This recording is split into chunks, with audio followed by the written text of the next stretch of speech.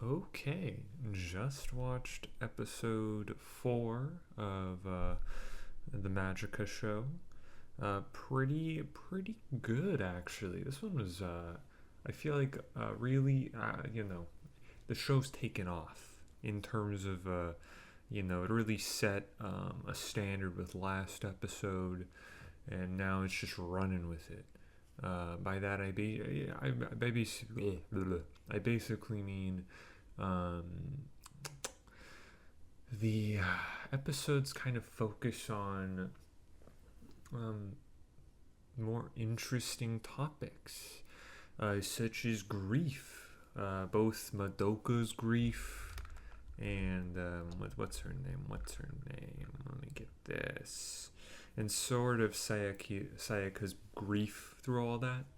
Really shows kind of the difference of the characters. Madoka is far more emotional and open about her grief and will let people know that she's grieving and feels bad, but because of that, she can relate. Sayaka, on the other hand, is a bit more reserved with it, but she'll admit it when she feels comfortable. But she clearly has a lot of baggage, i.e., the one violin boy. She likes him, and so she wants him to like her back. And so now that he's sad, I think, it's this interesting thing. It is, you could see her actions as this altruistic thing. Oh, she's selflessly giving this guy back the ability to use his fingers to play violin because she loves the guy. But realistically, more pragmatically, more practically, she is doing it because she feels really bad, and for him, which causes a lot of negative grief on her part, she feels miserable. She's like, oh man, I had this opportunity to save him and I couldn't, or save his hands and I couldn't. Man, I'm stupid.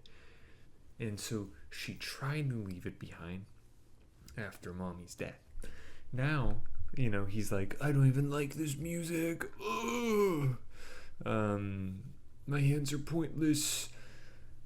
And so she that's her breaking point. She this is going to ruin her. So she does this supposedly selfless thing to help relieve herself of that personal distress. So it's both things. It's like, oh, she really wants to help the guy, but it's not just to help the guy, it's so she feels better because she's going to keep beating herself up if she doesn't. Which is a really interesting thing. I like that. It's, great that they acknowledged her pseudo self-grieving attitude over his injury at the start of the episode. I feel like that was a subtle way of establishing intent, which was really interesting. Intent and all that. So that was good. I thought that was good. Her becoming a magic girl is pretty cool. I like the witch this time around. This was a pretty cool witch. It was a cult leading one, so basically it was sort of seemingly meant to be an explanation for crazy cults propping up, which would just be a witch doing evil witchy stuff, witchy women. Pretty good. Whatever her name, Hamara, black-haired girl. Yeah, she's a tsundere.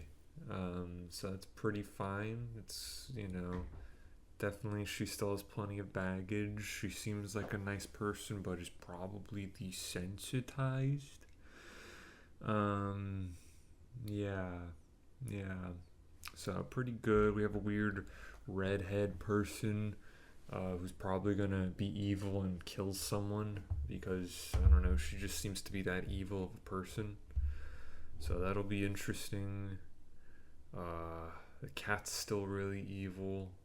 I'm still waiting for some mommy baggage to come out. The redhead. I bet it's gonna be the redhead girl's gonna be like, yeah, mommy fucking blew up a village for the fun of it. She's a sadist, man. Like, I just can't wait for it. That's just all I hope for. Thought they also made big jumps and leaps with this episode by making Madoka's mother seem a bit more responsible, like have an ounce of responsibility, which is nice, where she told her daughter not to mix two chemicals. I'm assuming it's the whole, like, one of those chemical mixtures that releases a fuck ton of gas, so I'm assuming it's that. I don't know why she would just taught her daughter in the bathroom about that. I don't know why you're keeping chemicals like that in your bathroom, lady. Other than that,